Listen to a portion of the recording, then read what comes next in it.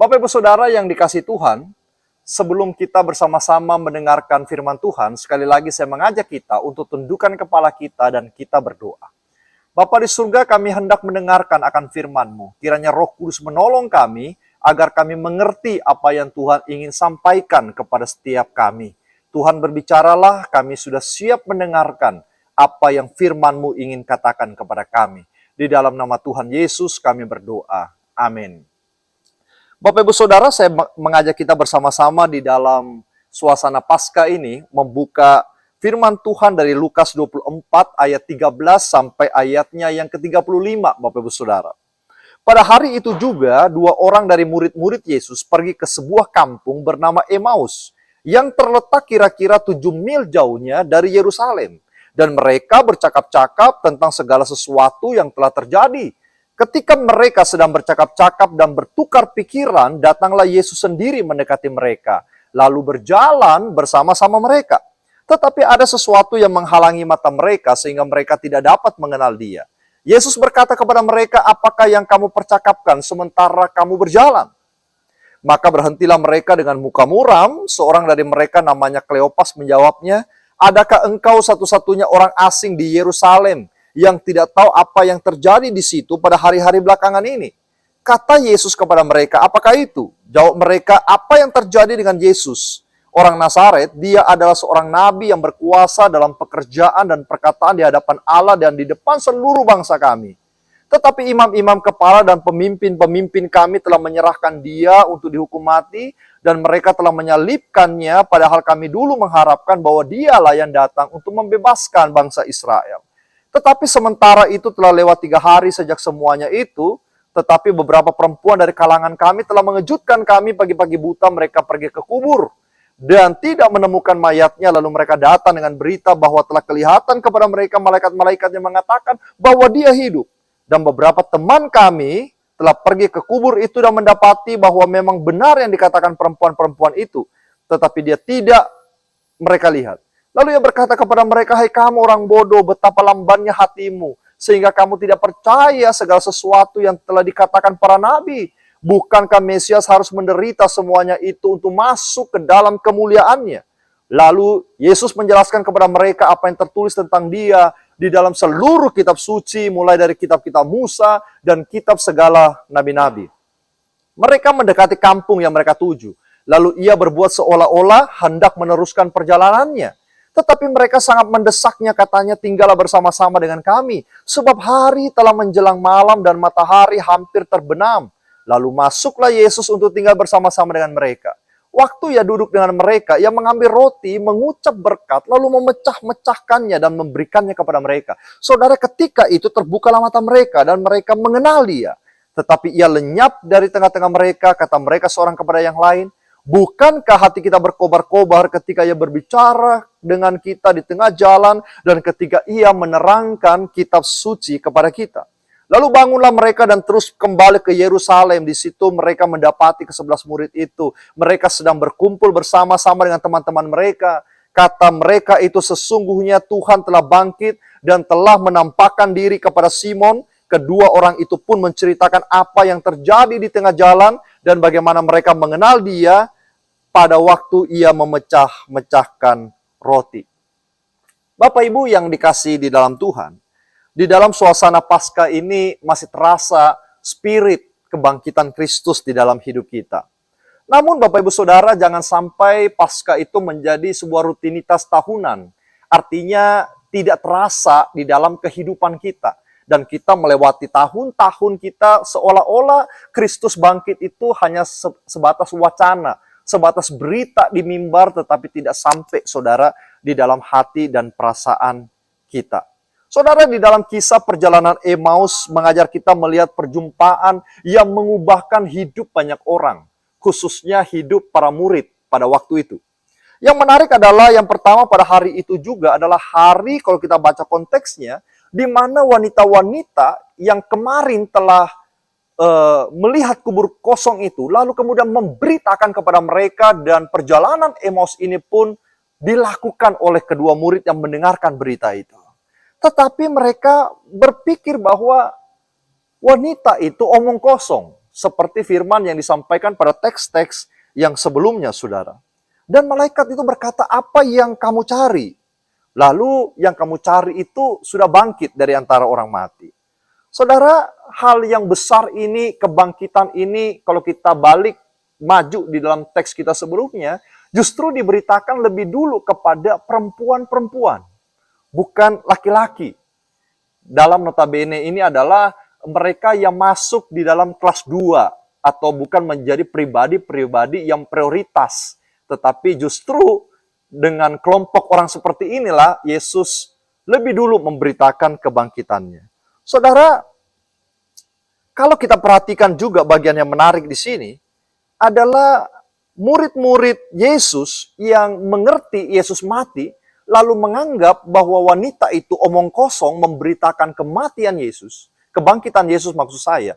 Lalu kemudian mereka meninggalkan rumah bersama itu satu persatu.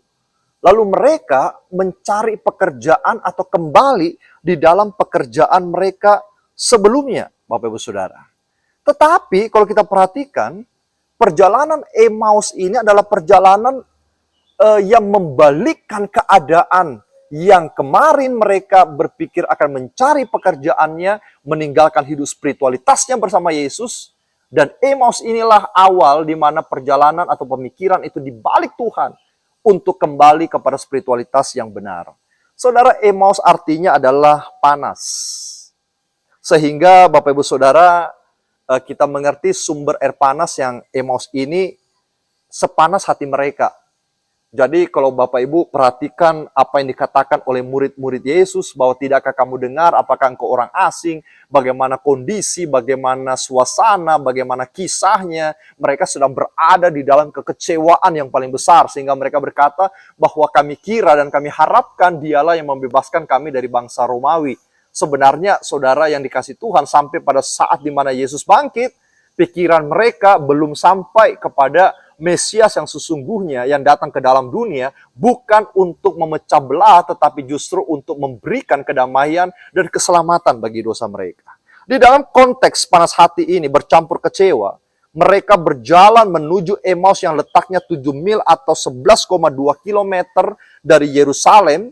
Walaupun terbilang dekat, tetapi kalau berjalan dengan mood yang tidak enak, tentu rasa-rasanya sangat jauh. Saudara, di dalam perjalanan itu apa yang mereka terjadi? Yang terjadi adalah mereka ngobrol satu dengan yang lain.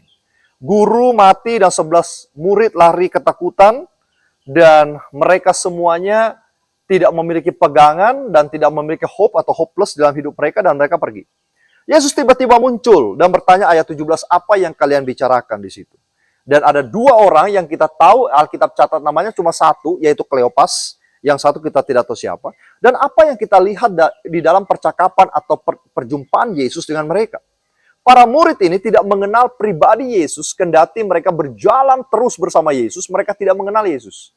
Tingginya Yesus mereka tidak tahu, cara jalannya Yesus juga mereka tidak kenal.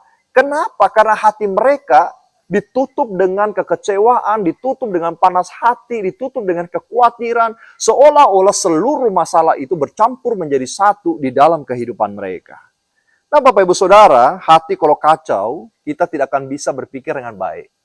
Hati kalau kacau, pikiran lagi mampet, saudara, mata kita ditutup dengan kabut kekhawatiran, kita tidak akan bisa melihat kebenaran. Itu yang menjadi masalah di dalam hidup kita, adalah keraguan-raguan kita, atau ketidakmengertian kita kadang-kadang jauh lebih besar daripada iman percaya kita kepada Tuhan. Lalu kemudian kita melihat di sini, walaupun mereka berjalan, suara Yesus mereka dengarkan, tetapi mereka tidak mengenal Dia. Yesus berkata bahwa gembala yang baik, domba-domba akan mengenal tuannya, tetapi pada waktu itu gembala yang baik itu tidak mendapatkan respon dari domba-domba gembalaannya. Saya katakan begitu, saudara. Kekecewaan mereka, harapan mereka yang tidak tercapai, panas hati muncul dan lain sebagainya, dan mereka sudah terlanjur masuk di dalam kelompok Yesus. Mereka dikejar oleh orang Romawi dan mereka DPO, daftar pencarian orang, dan mereka pasti berada di dalam kondisi yang takut. Saudara, apa yang mereka harapkan dari Yesus sebenarnya adalah keuntungan mereka sendiri, bukan keselamatan jiwa mereka. Mereka tidak paham itu. Seringkali saudara, saya dan saudara mungkin terjebak mengikuti Yesus karena menginginkan sesuatu. Orang sakit berdoa, Tuhan sembuhkan aku. Kalau aku sembuh, aku melayani Tuhan. Kalau aku sembuh, aku mau hidup bersama Tuhan. Kalau saya sembuh Tuhan, maka seluruh hidup saya berikan pada Tuhan. Anak saya, seluruh harta saya, rumah saya untuk ibadah kepada Tuhan dan lain sebagainya. Dan Tuhan menjamah saudara, Tuhan sembuhkan saudara, Tuhan pulihkan saudara. Dan saudara bisa berdiri kembali, saudara sehat kembali, tidak ada sakit penyakit dalam badan saudara. Saudara, pertanyaan yang paling besarnya adalah, apakah kita masih mengingat Tuhan? Atau kita justru melupakan Tuhan di situ? Saudara, Yesus mengatakan kalimat keras di sini. Hai kamu orang bodoh, stupid. Bukan lagi tidak bijaksana, tetapi di sini kata-katanya memang betul-betul menunjukkan bahwa kamu bodoh. Kenapa? Di dalam ayat 27, Yesus kembali menjelaskan seluruh kitab suci kepada mereka. Padahal mereka sudah mengerti semuanya. Kembali dijelaskan kepada mereka. Dan kalau saudara ingat, Yesus pernah berkata bahwa aku akan dibawa ke Yerusalem, diserahkan ke imam-imam tua-tua, lalu kemudian ditangkepin, disiksa, lalu dibunuh dan bangkit pada hari ketiga. Yesus ngomong itu dengan jelas, tetapi mereka lupa semuanya itu. Sepanjang jalan, Bapak Ibu Saudara, sepanjang jalan yang cukup jauh, mereka sampai di rumah dan mereka masih toh tidak mengenal siapa yang berjalan bersama-sama dengan mereka. Sampai ketika Yesus duduk makan bersama mereka, memecahkan roti, memori itu tiba-tiba keluar. Dan mereka mengingat, ini Yesus. Lalu waktu itu kita melihat sebuah adegan yang begitu indah sekali. Mereka sadar dan mereka lihat Yesus sudah tidak ada. Yesus menghilang begitu rupa. Dan Yesus di dalam Alkitab juga dicatat, dia masuk di rumah di mana semua pintu terkunci. Dan dia bisa masuk dan dia bisa keluar. Tidak satu orang pun yang tahu. Saudara, waktu itu dua orang ini langsung lari kepada murid-murid yang lain. Dia berkata, mungkin dia berkata dialognya seperti ini, apa yang dikatakan perempuan-perempuan itu kemarin, tadi pagi, itu benar sekali. Bahwa apa yang engkau cari, Yesus yang engkau cari, yang bangkit dari antara orang mati, itu sudah tidak ada lagi. Tetapi dia sudah bangkit seperti apa yang dia katakan, dan kami melihatnya sendiri, bahkan berjalan bersama-sama dengannya. Sukacita itu lahir dan muncul begitu besar di dalam kehidupan mereka, saudara. Berarti, kalau Yesus hidup di dalam hidup saudara dan hidup saya, harusnya hidup kita berubah luar biasa. Harusnya hidup kita sungguh-sungguh bisa melihat kemuliaan dan kasih itu di dalam kehidupan kita. Kalau Yesus betul-betul ada di hatimu hari ini, tidak ada satupun yang dapat membuat kita ragu-ragu atau khawatir, saudara. Tidak satupun yang bisa mencuri sukacita itu dari Tuhan. Karena ketika Tuhan bangkit, saudara menang. Ketika Tuhan bangkit, kita dibebaskan. Ketika Tuhan bangkit, kita diselamatkan. Lebih daripada bebas dari penjajahan Romawi, tetapi bebas daripada kutukan dosa. Ini jauh lebih berharga. Ini jauh lebih penting daripada segala sesuatu yang pernah saudara pegang di dalam hidup saudara. Kita punya jabatan, saudara punya materi, saudara punya begitu banyak modal. Semua itu tidak akan berguna apabila Paskah itu, kebangkitan itu, kuasa itu tidak hidup di dalam hidup saudara pada hari ini. Marilah kita katakan kepada Tuhan, saudara, Paskah tahun ini mengubah hidupku untuk menjadi lebih baik. Dan Paskah tahun ini membuat saya bisa keluar dari segala pergumulanku. Sebab saya percaya Tuhan bersama-sama saya. Di dalam nama Tuhan Yesus kita bersyukur. Saudara, mari kita sama-sama tundukkan kepala kita dan kita berdoa. Bapa di surga, kami bersyukur dan kami berterima kasih untuk kesempatan ini. Sebab Engkau memberikan kami hidup yang baru di dalam Tuhan. Perjumpaan itu mengangkat kami dan memberitahukan kami. Kami sahabat Tuhan. Kami orang yang beruntung. Kami orang yang berharga. Kami berdoa Tuhan untuk semuanya yang menonton hari ini. Biarlah Tuhan jamah tubuh mereka. Tuhan berikan kesehatan, kekuatan. Lepaskan dari segala penderitaan dan masalah. Dan kami semuanya bisa hidup berbahagia bersama dengan Engkau. Di dalam nama Tuhan Yesus kami berdoa dan bersyukur. Amin.